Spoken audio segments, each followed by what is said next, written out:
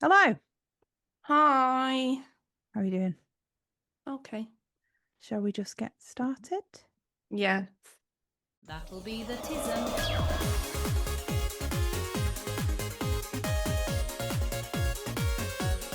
Welcome to episode 28 of That'll Be the Tism.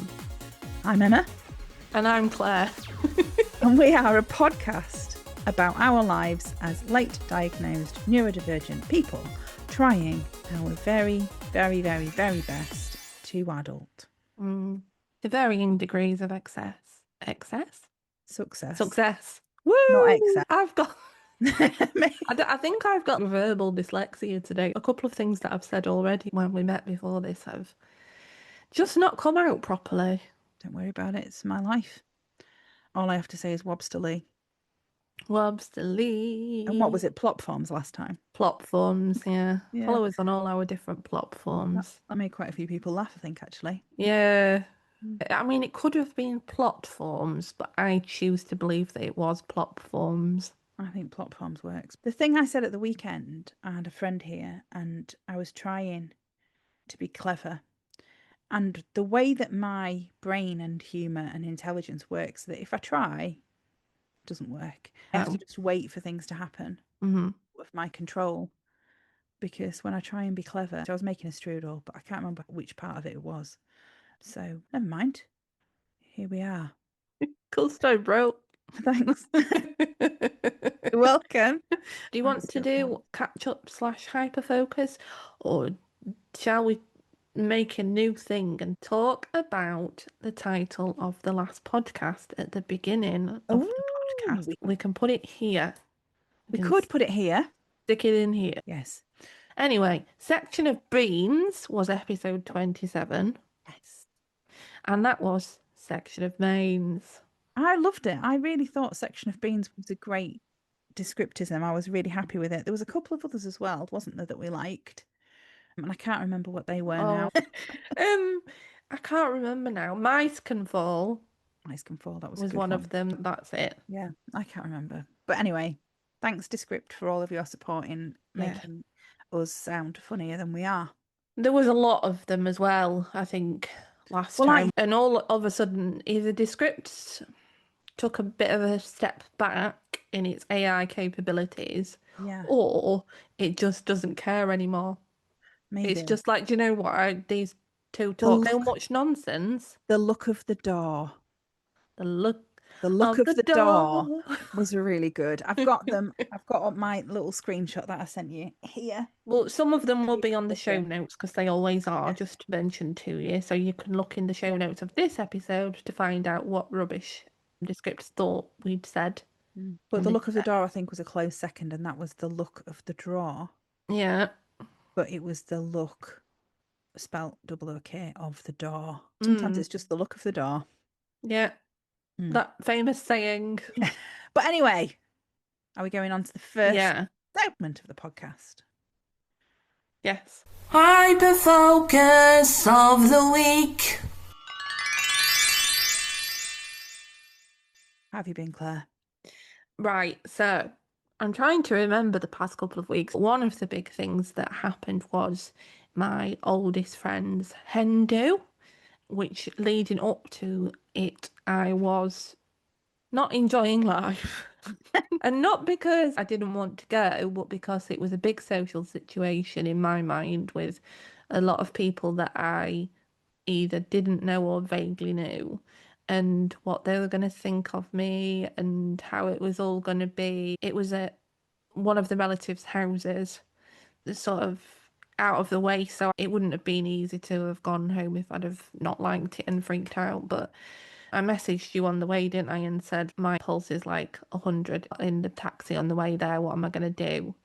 And by the time I'd got into my friend's house, because we were going in the taxi together to a relative's house, it was like 138, and I was like, oh my God, how do I calm myself down? Because I'd just been overthinking things. I think I'd had a dream about it the night before where I think they were having it in a hotel and loads of people from work turned up, because that's what tends to happen to me. I don't know if it's a neurodivergent thing, that if you're stressing about stuff, it'll creep into your dreams as well. which it did. But anyway, it was absolutely fine. Fine seems like a mild word, but it was lovely because a lot of her friends were also neurodivergent, so sort of understood where I was coming from. One of them had a Mr. Blobby bag, which I sent to you. Yes, I loved it. What did I call it? Die Blobber. Die Blobby. Because it was a Blobber. people's princess and he was dressed as Princess Diana, which I was like, oh, I'm all right now because I found someone else that likes Mr. Blobby. Yeah, Die Blobber, because I was sat debating with myself whether Die Blobber or Blob Anna were better. And I think Die Blobber is better. Yeah. Just because the blob is more prominent, maybe. Yeah. But anyway, this person knows somebody that's a drag queen that does Mr. Blobby drag, and because Emma's getting married later on in the year, so she'll be having her own hen do, I suggested that you might like Mr. Blobby in drag, and I think you thought that was a step too far. I think it's a step too far, and I don't know, would they travel to Manchester? That's the question. They might do. It's only Sheffield. Not that far. I had actually, because you'd not specifically mentioned my hen do until just now. I didn't realise that that's what you were suggesting it for. I thought you were just suggesting What, it for just a random randomly, night, like just on a a random Friday night out. night? Yeah, I didn't think about it. Didn't think about it. From my house, just like Claire, we don't need to do that. Just thought I was just suggesting Mr. Blobby In drag on a Tuesday morning, just like a just to random- come round to your house and like random entertain you weekday. for a while. Yeah, No, but equally, I'd like not made when the is the connection right with my time hen do. for a drag Mr. Blobby? Well, that is the question. When is the right time? Or when is the wrong time, I suppose, in a way, but probably when is the right time, really. I think we need to look into it further. think we I might. think it would be amusing. Now that I've remembered that I'm having a hen do, because I hadn't made that connection at all, like genuinely hadn't come into my mind that you might have been talking about my hen do and not just a random weeknight excursion. Okay. Just yeah. I don't know what the drag Mr. Blobby's called, but I can definitely find out. But anyway, it ended up being a really lovely evening because it was a lot of people that were sort of, they understood, and all of my friend's family obviously know her and have known of the concept of me for nearly 30 years. So they were all really friendly and accepting, and I think my friend said that she's not the only one in the family that she thinks is neurodivergent. I hope that's okay to say on the podcast. Maybe I'll check before it goes out. I'm sure it'll be fine. I'm not naming anyone, am I? No. But yeah, it was a safe space, really. And Neuro-inclusive. Neuro-inclusive. Yes, that's the one. Mhm. Words like forgive me. Yeah. Stop looking out the window. So yeah, it was all right in the end. It was a lovely evening. There was lots of retro songs. We had Blink 182 and all the old songs. Nice. I don't like thinking of Blink 182 as an old song. It is an old song, but that doesn't mean I don't like thinking of it as an old song. No, it's the comfort of old songs as well. I mean, by that point in the night, one of my friends had made a jug full of shot stuff that was like all various different alcohols and a tiny bit of fruit juice. So I don't think it would have mattered what songs were being played, but it was just an inclusive evening. I have a question about it. Mm. Did she get the Danny DeVito reference? Yes, yeah, I think she did. Yeah, well, I hope so. Because I went outside just as they were explaining the t-shirts and saying who'd done the design. Yeah. And she was laughing at it. So yeah, I think she did. Are we going to tell our listeners why you put Danny DeVito on a t-shirt? Or are we Yeah. So my friend recently had a fall from a height because she does climbing walls. Yeah. And she's broken her ankle. But when she looked on a medical note, it said that she'd only fallen 4 feet or something. And she was like, oh, that's only one Danny DeVito. That's not impressive at all. It was more like 12 feet. And my brain went automatically to imagining how many Danny DeVitos that actually was, which is about 2.5 Danny DeVitos. And it was around the time where we were also organising the t-shirts as a surprise for her. And my brain was just like, Danny DeVito needs to be on the t-shirt. And it was a particular photo that she'd put in the main chat of Danny DeVito's face as he dropped her. Yeah, it's perfect. Beautifully, wonderful. and I'll wear it again. I might wear it on the next podcast. I think that's a good idea. I do think that's a good idea. I liked the story when you initially told me it, so Yeah. I hope that said friend / listener of the show is okay that we shared that. I'll double check. But aside from that, I joked on the way to the hen do that it would take me 3 to 5 business days to recover, and it definitely did. I wasn't particularly drunk, it was just because we'd been picked up at like 2:30, and we didn't get back till 1 o'clock or so in the morning. So it was a long day, and obviously for somebody that doesn't leave the house very often, Yeah. it was a lot of social interaction and a lot of different sensory things. So that was the majority of last week, really. I've not really been hyper focusing on work as much. I feel a lot better about things, Good. I think, at the minute. I've had a rabbit hole, which We're going to talk about as an initial random animal-ish fact because we may as well have two, mightn't we, in this podcast? yeah, I'd sent a message to you at like 10 o'clock at night saying I'm going down this rabbit hole. Welcome to my 10 rabbit o'clock hole. on a Friday night. Yeah, and the reason for it was because we've got bats that fly past the window at dusk. Well, I think that they're bats, but I don't know because you can't get a good photo of them. So I'd sent a message to my mum Mum drop calling. saying, can you ask your friend that like knows about bats whether or not these bats or not, how can we figure it out? And then I thought, well, if it's dusk, could it be birds, or do birds go to sleep? Where do birds go when it's dark? Like, do birds still fly around, you just can't see them? So then I spent most of Friday evening trying to figure that out. And as it turns out, birds, and I think it's most birds, but I could be wrong, at night they can sleep fully, but they can also do something called unihemispheric sleep, where they switch half of the brain off and they'll be flying about. It's like a thing to protect them from predators as well.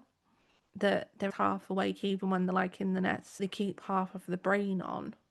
But their eye as well, I think, is attached to the side of the brain that's awake. So when they're flying around, they can only see with one eye. Yeah, it says that. Yeah. The eye corresponding to the half that's asleep is closed while the other eye remains open and alert.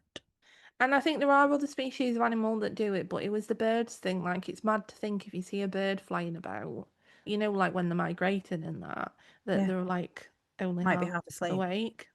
I mean, sometimes I'm wandering around only half asleep, but oh, well, that's interesting.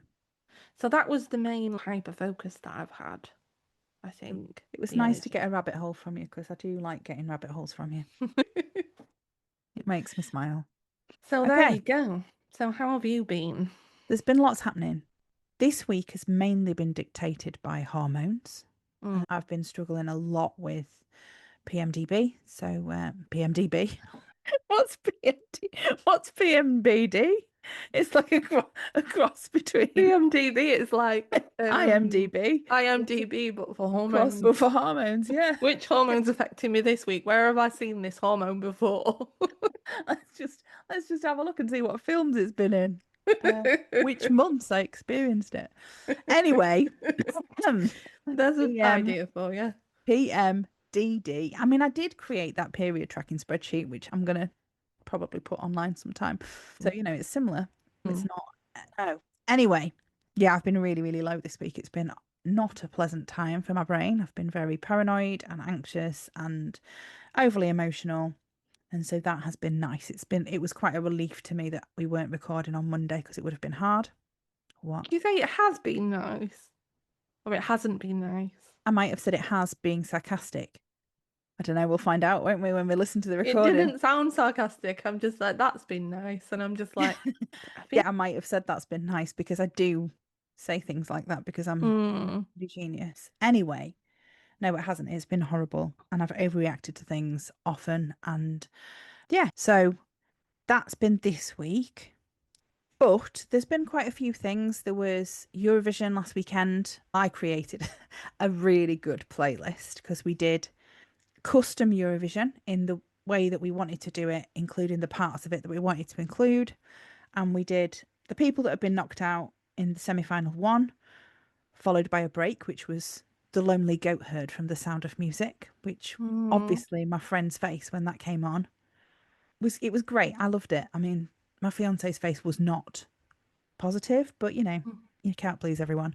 And then we No. did the people that got knocked out in semi-final 2, and then we did another break, which was another song from The Sound of Music, and then we did most of the main artists from the grand final, and we watched the public vote, and then we had another song from The Sound of Music to finish us off. So long farewell, because that's how you end an evening. Mm. But it was quite cool. We did an Austria theme, which we've started doing. Last year we did fondue because it was in Switzerland. This year I made a strudel, which I've already mentioned earlier, but I made a crisp apple strudel and we had some schnitzel with noodles. But there was no Hitler. He's No. another famous Austrian. I feel And like that would have brought the mood down slightly. it would. And Steve couldn't find Julie Andrews in the supermarket, even though I put her on the shopping list. Because I was... Oh, is that why you didn't have Hitler as well? Yeah. So no Hitlers in Tesco. No. I tried. I put them on the shopping list and he couldn't find them. So never mind. I mean, probably wouldn't have wanted Hitler there really. But anyway. I don't think he would have got on with Julie Andrews, really, would he? No, they seemed like a bit of a clash of personalities. So they weren't there, but the people who were there were nice. Mostly. Good. The children sometimes, but the adults were all nice. And it was good. It was a nice day. That was a massive hyper focus. I've been eating strudel all week. So that was good. I've been doing some crochet for the wedding. I've been sorting out bridesmaid dresses for the wedding. I'm still writing a book. I'm very close to finishing the book though, and I have got an actual timeline now for said release of book, which will not, touch wood, be changing. So the book should be out on the 27th of June, 26th or the 27th, whichever's the Friday. 26th maybe. You heard it here first. You're welcome. I'm not writing it down anywhere yet because once it's written down, then I can't change it. But it's in the podcast. So if it's after the 26th of June and you're listening to this, Just think feel free about to all search. At Feel this free to search the point, internet for Unpacked, Neurodivergence and Moving House Moves. Neurodivergence and House Moves. What's my book called? I have no idea. And you might find it because it should be out then. So that's nice. I think the listeners of this podcast probably used at this point to you saying the book will be finished by the next time we record. They know that it's possible. That's the idea. That's the suggestion is that it will be that date. I mean, the next time we record is the 8th of June, which is 3 weeks away. Yeah, because I'm on holiday. We were going to move that one, yeah. I'm on holiday the next time we're due to record, so I'm going to Ireland, which will be nice, which will be my first trip to Belfast and my son's first time on a ferry, and everything will be happy. Are you going to speak like Jim McDonald? I don't think so, but you never know. It might happen. We'll find out, won't we? That'll be something I'll be talking about. Yeah. That'll probably be my hyperfocus of the week next time. But the 8th of June, when we're recording, is the day before I'm meeting my book lady to clarify anything that I'm stuck on before we upload it to KDP the following Monday. So that is the theory. The actual writing words will be written hopefully this week. I've started formatting it and it doesn't feel like so much of a big barrier anymore, which is really good. I kind of feel like I've just accepted that I'm going to do it and that's fine, and I'm not as anxious as I was about it, which is brilliant because it's been such a massive space in my brain. It's been taking up for the past, well, prevalent most since February this year, but for the past 2 years since we moved in. We've had the 2-year anniversary of us moving into the house as well since we last recorded. That was nice. We did absolutely nothing to commemorate that. I bought the ingredients for a cake and then didn't make it. So that's a non-story as well. That's okay. I realised the other day that we've been in this house for 7 years and I've not even realised that it had been that long. So we've got... That's a lot longer than it seems as well. Yeah, it was 2019 when we moved in here. Well, we got the keys on the 29th of March, I think it was. The day after our first wedding anniversary. So I always know, like, I can always just knock a year off, but it had sort of passed and I'd not even realised. So I think it's okay not to have a celebration of... Oh, yeah. Yeah. I mean, any excuse for cake and all that, but... Yeah, I bought the ingredients, but then I didn't take my ADHD medication And so I had no motivation. And so I didn't make the cake. And it's weird actually taking meds. Because of autism, things become the norm very quickly, and it's quite difficult to remember what things are like without that. So you start taking the meds and you kind of forget that they have an impact very quickly because the way that you start functioning becomes just normal. Yeah. And then if you have a day where you don't take them or whether you don't work, because they don't work as well around periods and stuff, but if you have a day where you don't take them and you get to like 11 o'clock and you're like, now I remember what it used to be like. This is difficult. I can't do anything. It sort of jolts you really into realizing how much they are actually having an impact, because it can be quite difficult to quantify what they are doing to help when you're just experiencing it, because it becomes normal so quickly. But yeah, anyway, I'm blaming not making cake on no meds. And that's my story, and I'm sticking to it. But anyway, yeah, it's been an interesting couple of weeks. There's been a few things happening, but mostly book, hormones, Eurovision, crochet, wedding, all of that thing. Similar, to All be that honest. things. Although I haven't really been hyper focused on crochet, but I have done some more.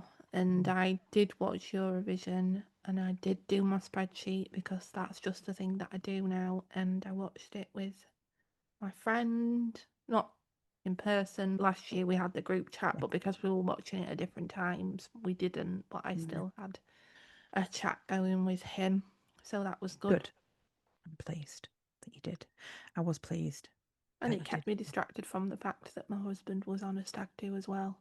So thank you to my friend for that.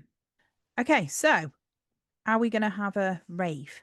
Yes. I have realised that I've shared the audio and now I need to find the file.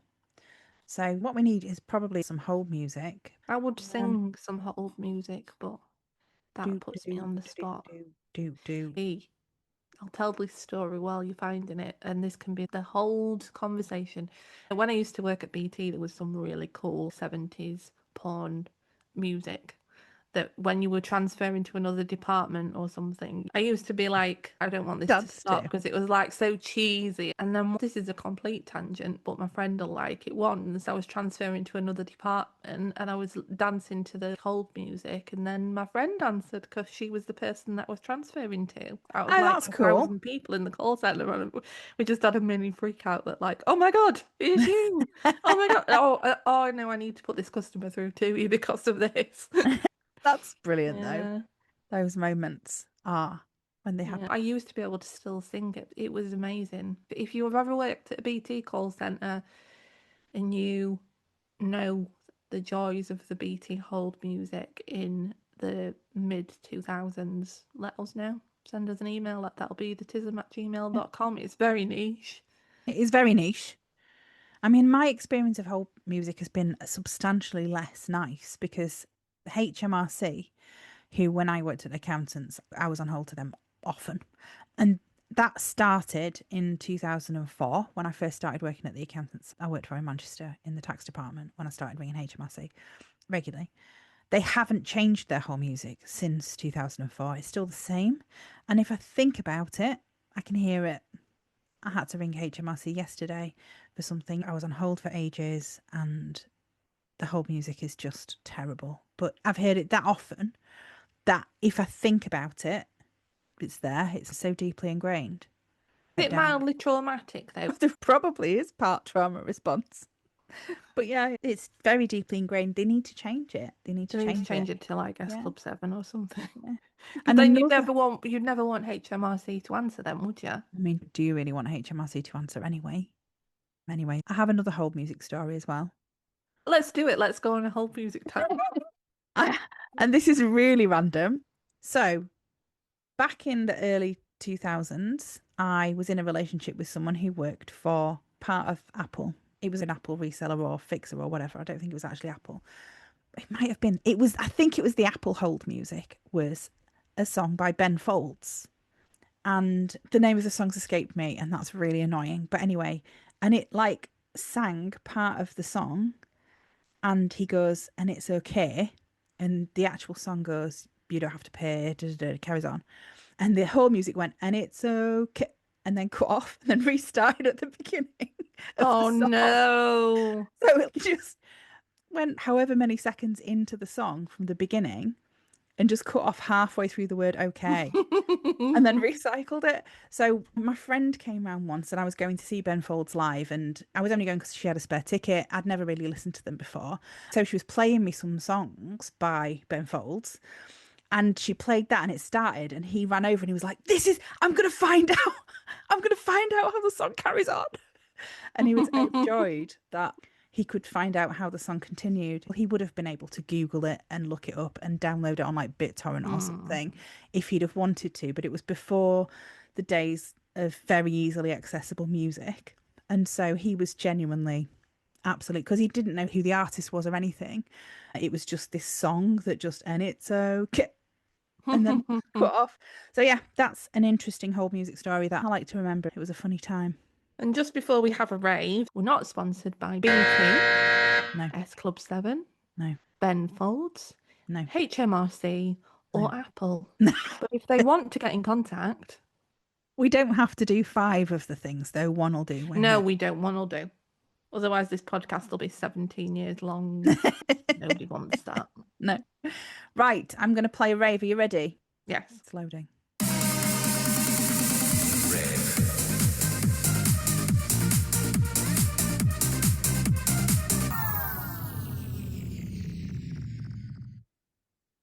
There we go. I went a bit different. I went a bit interpretative this time. I didn't see, because normally I open it and then stop it before it plays. Mm-hmm.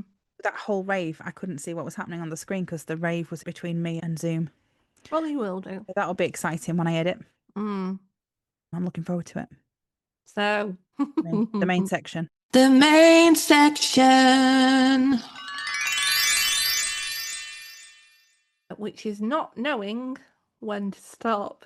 Which, if you know us at all, and if we've kept the whole music stories part of this podcast in, you will already know that we don't know when to stop. Knowing when a conversation is over and you don't have to bring it up again is what we're going to talk about in our main section, and hopefully we will stop talking about it at an appropriate time for once.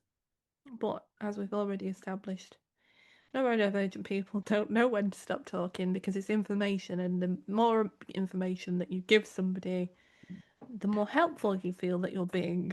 Right, so the reason we've decided to do the main section on not knowing when to finish a conversation is because of the strudel.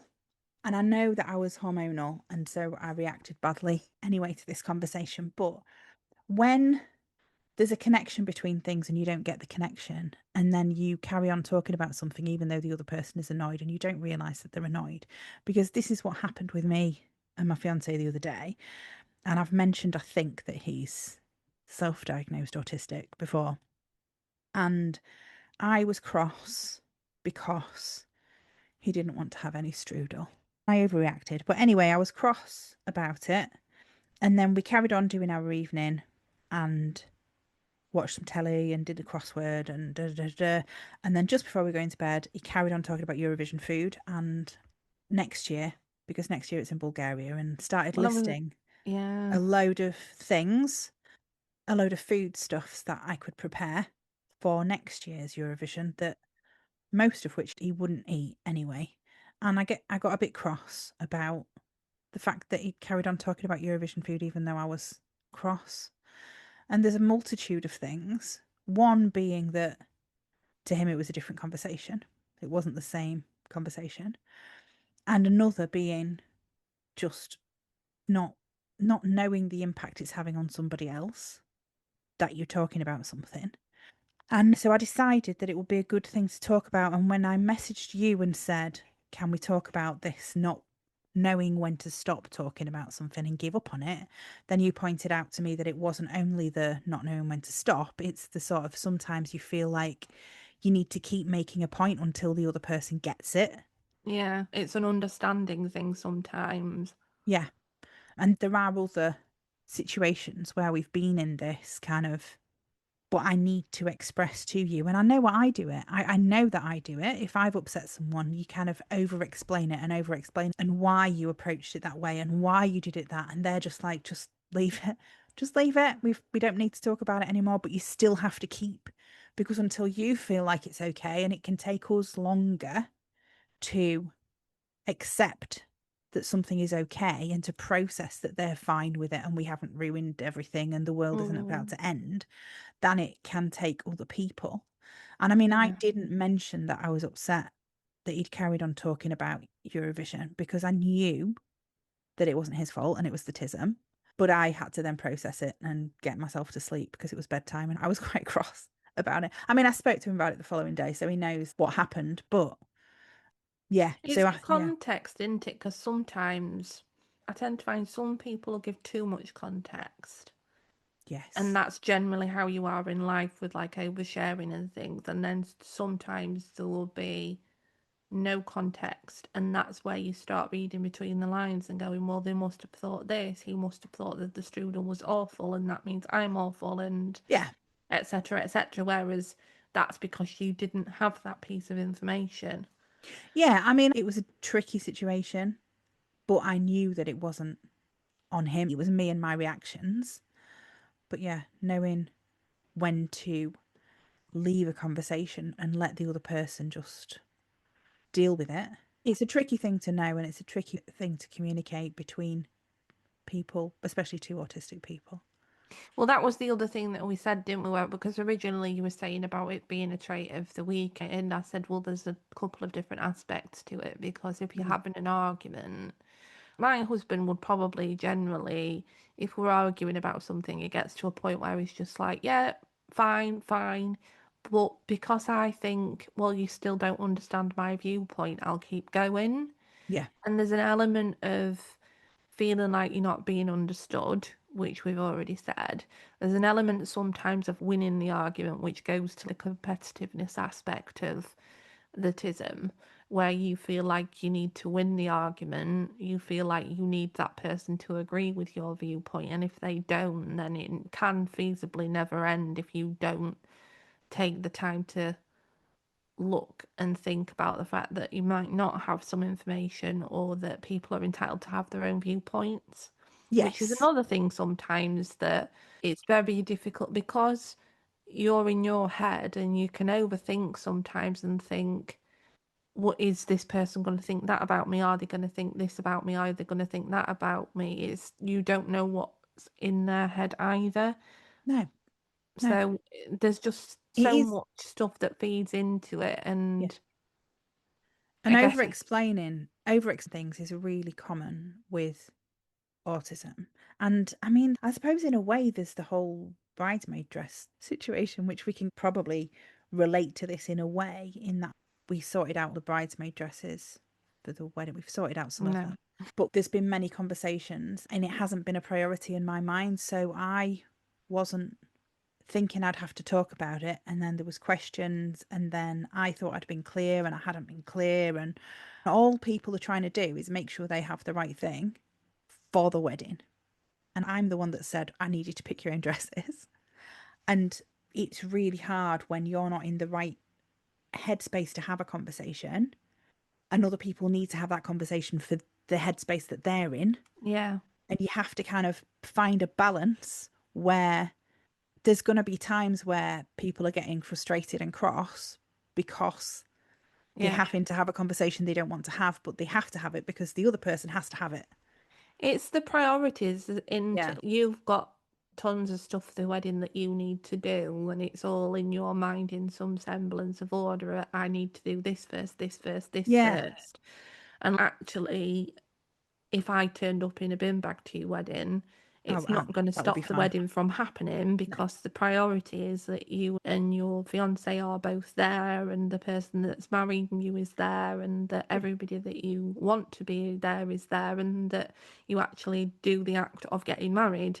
But from another perspective of that person, it's at the front or close to the front of their queue. Yeah. It's one of the really tricky things about autism, isn't it? Because as much as you can go, oh, well, it might be this, it might be this, it might be this, you never know what's in someone else's brain. You can only pick the most logical explanation. Yeah. And also, maybe it is the bigger picture, or maybe that's not the right word for it, but realizing that there's different brains outside of yours sometimes, and that's Yeah. not a wrong thing. The way that you approached it was completely valid because it's of how you were feeling at that time and the fact that you're really not bothered so long as people turn up. The thing with the wedding, and I had this with the dress as well, when I went and had my dress fitting up in Scotland, and I just kept saying, I really don't mind. But with things like weddings, I guess different people have different priorities, and it is common for like the whole bridezilla thing. And somebody has a specific idea of what's needs to happen and what, and there are parts of my wedding that I am like that about. I'm going to be like that about the playlist for sure, and the food. But for the clothing, I have a rough idea. I have a colour scheme. And I'm basically like, as long as it fits in that colour scheme, I'm really not bothered. And I think when someone says I'm not bothered, believing that sometimes can be difficult because it has so many different connotations. Sometimes people say they're not bothered when actually they are.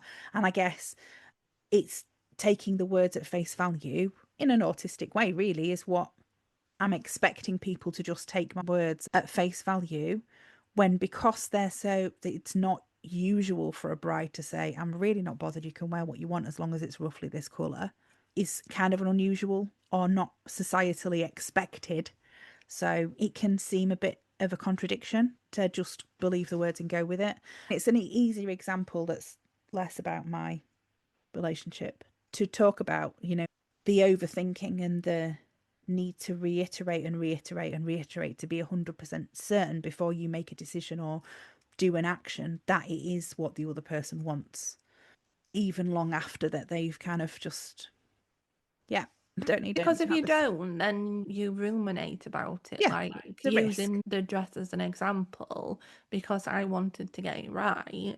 I was thinking about it and I was looking and looking and looking. And so then it's overwhelmed, but equally, overwhelm is probably part of a reason why that's the thing that you've chosen not to be so bothered about, because there's so many parts to a wedding that you Yeah. could get overwhelmed by, and you need to plan to the letter, which is part of the Tism as well, isn't it? That you need everything to be just so. If you needed everything to be just so, I can quite imagine that being a nightmare. Is why some people, like myself, I suppose, will go to the other extreme and just go, do you know what? This is too overwhelming. As long as the people are there that I want to be there, and I get some nice cake and some nice food, I'm not really bothered. Which is sort of why we had 12 people, including ourselves, because it was getting overwhelming with wanting to go abroad and have a traditional sort of thing. And I thought, well, actually, it's not that it wasn't what I wanted, because I did. I would have loved us to have gone abroad and had a holiday, but other people didn't want that, and the easiest thing to do to stop the overwhelm was just to be, we're making a final decision, we're going to go there, and it's just going to be relaxed. Yeah. I mean, don't get me wrong as well, for me it was the sort of perception part of it. I didn't want that many people looking at me. That was my worst nightmare. Yeah. But that's not a trait of autism that everybody has, because some people don't have the sort of self-consciousness and the socialization aspect of it. Obviously, social battery is a thing, but the difficulty in socializing, some It's the people don't difficulty in have that being, as much. yeah, the difficulty in being perceived isn't, it is an autistic trait, but it's one of the lesser. We could probably do a trait of the week on being perceived at some point. But as far as needing to have the conversations when we need to have them, because they're the things that are the most important in our brains, and I would never want anyone to not be able to approach me and say, oh, this is in my mind, I need to talk about it. But then at the same time, it's where the compromise lies, and being able to communicate that everything's fine, you're doing the right thing, and I'm genuinely not bothered, but I just don't want to talk about it anymore. And I think that's what I sort of did or tried to do when we did end up speaking about the dresses, specifically us speaking about it. And not being able to do that with my fiance the other day because it was bedtime and I didn't want him to not Yeah, sometimes Yeah. you don't want to be going to bed don't having know. an argument and then you don't know how long it's going to carry on for and No. you haven't got the energy for it. But Yeah. still, that doesn't take away it being in your mind and burning in your mind and ruminating on it and Yeah. thinking about all of the potential reasons why that could have been that person's opinion. Yeah. But I know that the need to keep reaffirming a point is hard to not do. Oh, It's like definitely. giving yourself the reassurance that you don't need to keep talking about it Mm-hmm. and that everything's going to be okay, and trying to look at the actual words that have been said, and that stuff is important. And yeah, the need to be the person who is right and have your opinion understood, like you've said, and sort of to win the conversation. Or on the other aspect, to not want to seem like you've upset somebody and that side of things to try and make things right because your brain goes, well, automatically I must be the one that's Caused a a problem. terrible person here and I need to sort it out. Yeah. It's no wonder it's exhausting being autistic. No, no, there's no wonder at all. But yeah, conversations and also not knowing when to stop on a hyperfocus is another thing about not stopping, isn't it? Like info dumping on someone and knowing when that info dump needs to stop, when they've Yeah. completely disengaged and have moved on, and you're still trying to have that conversation about specific calculations on the amount of crochet it's going to take you to do XYZ. Do you think, though, that it's easier to keep info dumping on an autistic person because they probably will either accept it as being a hyperfocus or be able to say to you, I'm not interested in this anymore, than a neurotypical person? Maybe. Because we'll speak about our brief random factoid of the week shortly. But I keep thinking I've sent you a lot of videos since about that. Yeah, I know, but it's nice though because it is relevant. And I mean, they're always nice videos to get. The animal ones are always nice to get. The pebble inside of things, isn't there, Yeah. with autistic people as well? But yeah, Yeah. knowing when to stop it is a tricky one. So if you're a non-autistic person listening to this and you think, oh my God, why has this person not stopped this yet? Can we not just move on? Just say, it's all right. I accept it. Honestly, I understand. I'm not upset at you. You know, So I'll get be over polite it. about Be it. nice Obviously, about though, it. you need Don't, to shut up. No. Yeah. But just shut up. No. But say it, just reassuring to somebody that it really is okay and you understand what they're trying to achieve. Or ask them what they're trying to achieve if you don't get it. Yeah. What do I need to say to help reassure you that everything's okay? And What do you need me to know? Yeah, because what is the summary? What is the AI summary of this conversation? And even if it's I do want to hear this, I really do, but at the moment I'm not in the right headspace and I'm not able to listen as much as I want to. And can we put a pin in the conversation and have it another day, or when I'm in a better headspace? There's a few different ways, but using reassurance to try and end those conversations and remembering that that person might not have made the connection that you've made, might not realize that you're upset and won't be able to read your mind, is important to acknowledge that they're almost definitely not doing it to be annoying or to try and upset you or to cause stress. You know, there's always reasons, and usually they're positive. Okay. Is that the point that we need to stop? We don't know. I think it might be. I think it might be the point we need to stop. Yes. And there's kind of a bit of a crossover to the trait of the week, isn't there, really? I was thinking that whilst we were speaking about it. Trait of the week. Because the trait of the week is being easily overwhelmed. Yes. Yeah. This was my day yesterday. Yes, and just life in general, like it doesn't take much. Well, we're at a higher baseline. Autistic people start at a higher baseline. So when stuff is thrown at us, we're already living with pretty much constant minor overwhelm.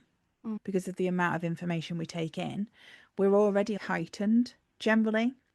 So when things happen that some other people may just think are little things, they very quickly add up to take over the world, you know, and take over our brains and tip us over the edge. It's very easy to become overwhelmed to a point at which it impacts the rest of your day and you have to start cancelling things. When you're autistic, it takes so much less. With ADHD as well, but yeah, it's frustrating. And the number of people that I speak to that say, do this many things go wrong for everyone? And when you look at the things that have gone wrong, I think neurotypical people would have just been able to deal with those things and get on with it. And so, yes, probably they are happening to everyone, but not everyone is impacted as much because not everyone's autistic. And so, when you think, does this happen to everyone? Yeah, it probably does.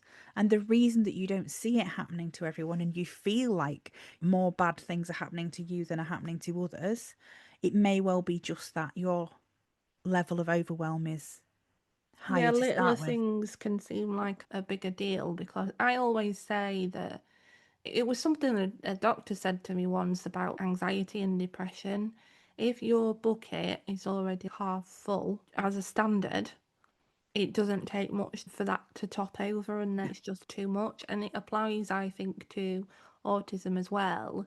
Yeah. That as a standard, life can be reasonably overwhelming because of your sensory stuff and noise and hyper perception and all Pressure. that sort of stuff, amongst other things.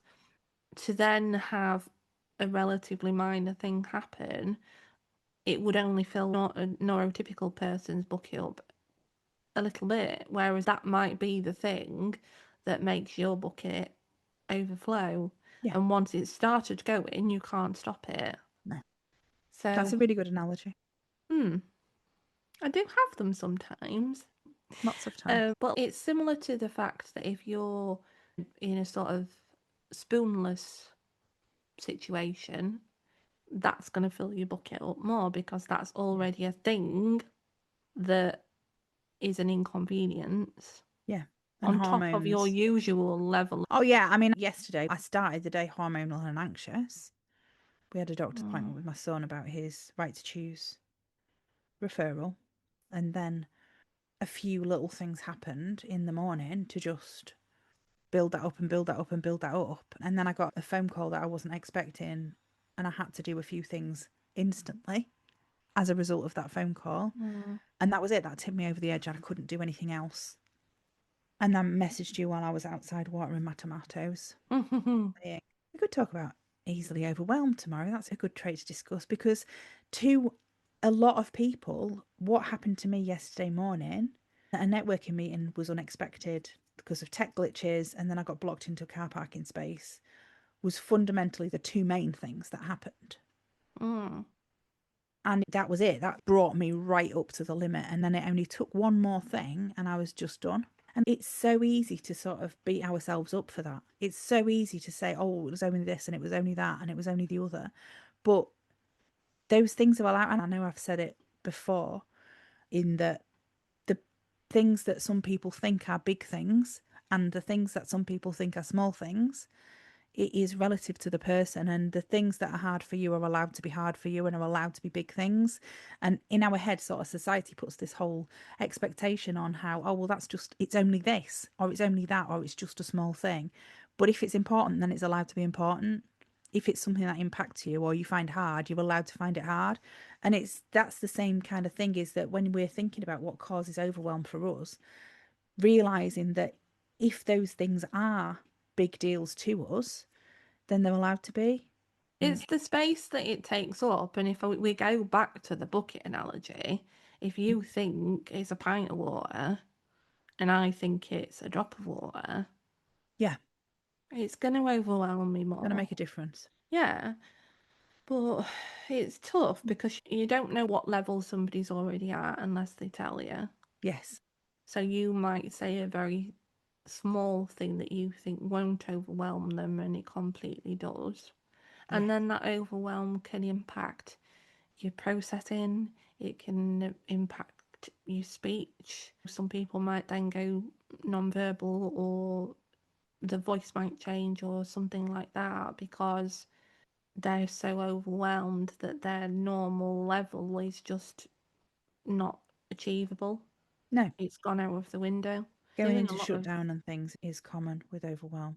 yeah, it definitely happens to me more when my battery's low already. I'm without spoons. But yeah, so yeah, overwhelm. And now we're going to go on to our random factoid of the week, because I think we've said Yeah. enough about that, haven't we? Yeah.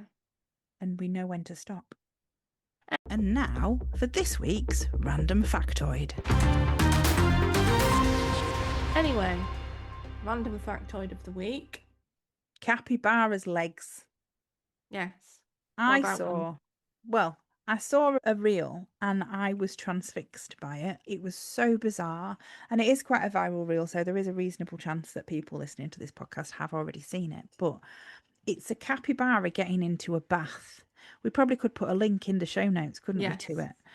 And it looks like the capybara's leg is like a human leg, the back leg. It's weird because capybara is the largest of the rodents, the rodent kings and queens, and they are incredible animals, and they're lovely, they're brilliant, and their faces are amazing. Can capybaras burp and fart then? Oh no, I was going to look this up. Well, carry on with what you're saying and Yeah. I'll look it up while we're... Yeah, thanks. Yeah, so I saw this reel, and I mean, capybaras are quite in. I have a friend who liked them before they were cool, but they are quite popular creatures. So most people, I imagine, that are listening to the podcast will be familiar with the capybara and how great it is.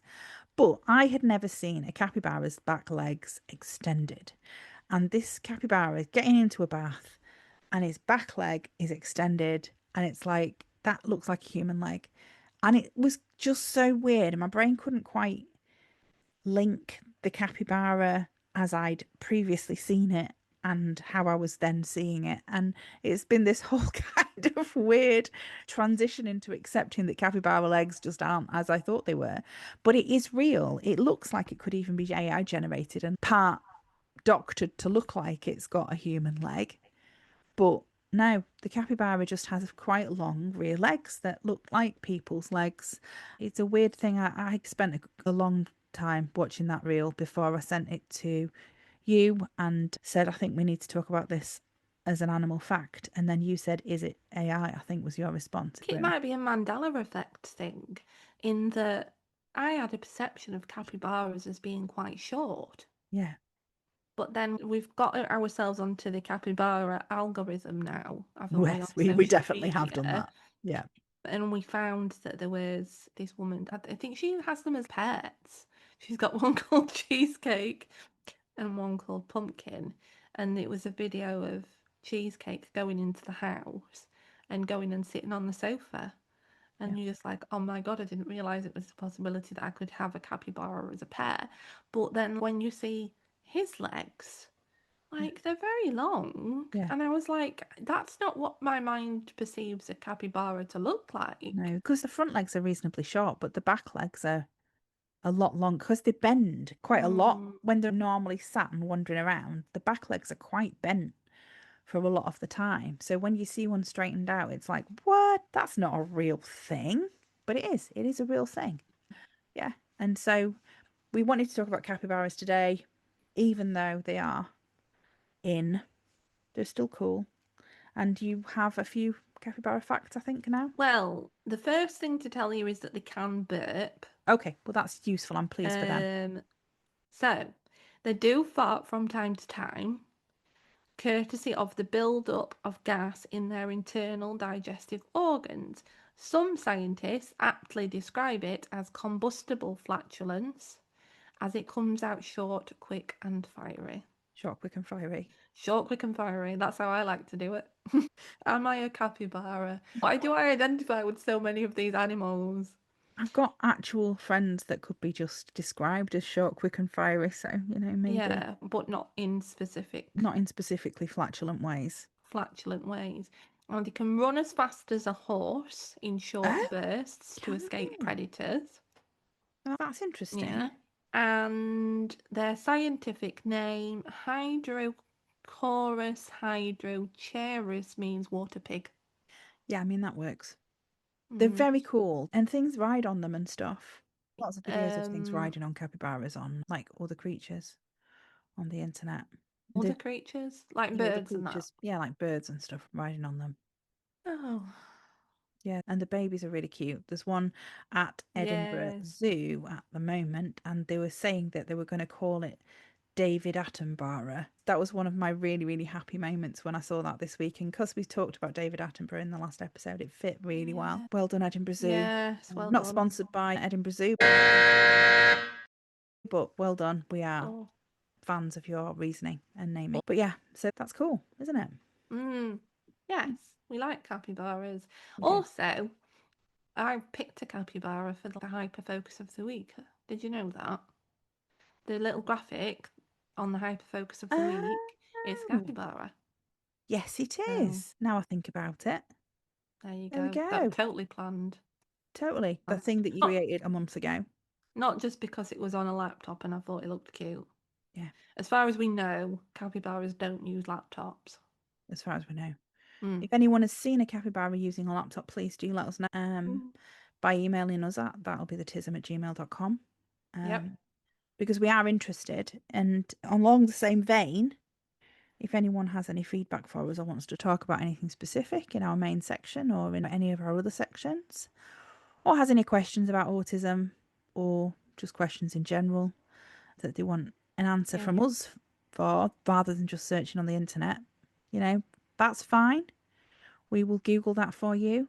Just a random question about life. Anything. Yeah, give us some rabbit holes to go down, like the birds being half asleep thing. Yeah. And if you know how I identify whether the bats outside my window are actually bats, let us know as well. They probably will be. We used to have bats. In one of my old houses, there was bats. And I thought they were moths. Yeah, I know, it doesn't make any sense. Really big moths. Really, really big moths. Yeah. And I'd said to my then boyfriend one night when I came in, and I'm like, those moths outside are enormous. And he was like, Emma, I've got news for you. They're actually bats. And I was like, do you get bats? Is that a thing? Are bats something that are just randomly flying around in the wild in the UK? And he was like, yes. Yes, you do. One of those many times in my life where I've just felt quite stupid. But, if you don't know something, then you don't know it. And that's completely fine. Until you know something, then it's okay not to. And I thought that it made sense because it was dark or getting dark and they were big flying things, that they were just giant moths. And that's completely fine. Oh, but now we need to know where the moths fly at night. Don't know. That can be a rabbit hole for next time, can't it? Tune in next time to find out. Maybe. Probably. I've already got an animal fact to tell you next time, so tune in for that one as well. Saw it on LinkedIn this morning and I thought it'll be too much for this time. Okay, we'll save that one. So save that one for 3 weeks' time. I can already tell that you'll be anticipating that with such excitement. Yeah. So thank you for listening. Please give us some feedback on your podcast provider of choice. Give us some stars. Send us a review if you like us. If you don't, then never mind, bye. You don't need to come back. But you probably haven't got this far if you don't like us, have you? So yes, thank you. We appreciate your support and your interactions. And for any more information on us, please head to linktr.ee/that'llbethetism. And yeah, we'll be back in 3 weeks for more joy and fun and laughter. Yeah. Have a lovely time. Bye for now. That'll be the Tism.